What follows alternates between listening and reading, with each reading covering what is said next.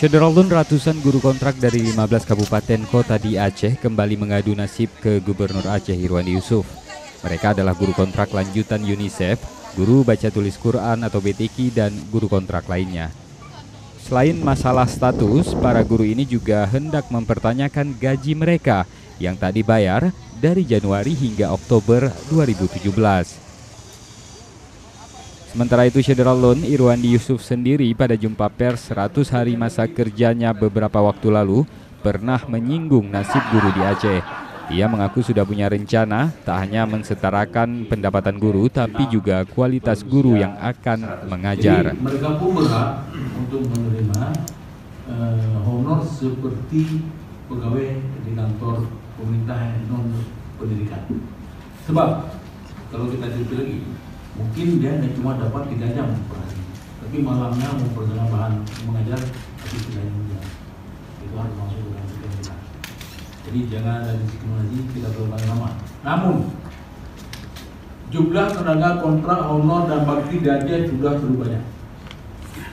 Guru pun kontrak bakti, honor bakti sudah terlalu banyak. Idealnya 1/14, satu guru kepala murid. Yang ada sekarang 1/10, mundur ke 1/9. Maka saya perintahkan kepada Kadis Pendidikan untuk men-screening ulang yang terpakai sebagai guru, apa honor, apa kontrak, apa bakti, adalah orang guru yang mampu mengajar dengan baik.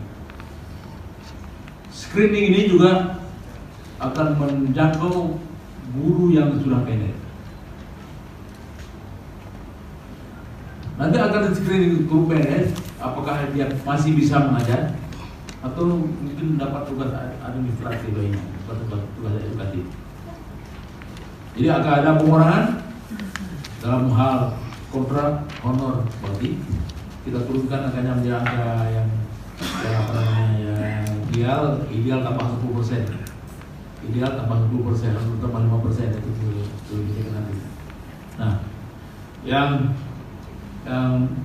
kesimpulannya mereka akan menerima honor lebih tinggi. Nah, sebelum masih menggunakan hitungan jam yang honor penyamartaan semua guru kontrak dengan pegawai kontrak dan guru honor pegawai honor bakti nggak ada lagi bakti, kalau sudah diterima bekerja dapat perlakuan sama, upahnya juga sama.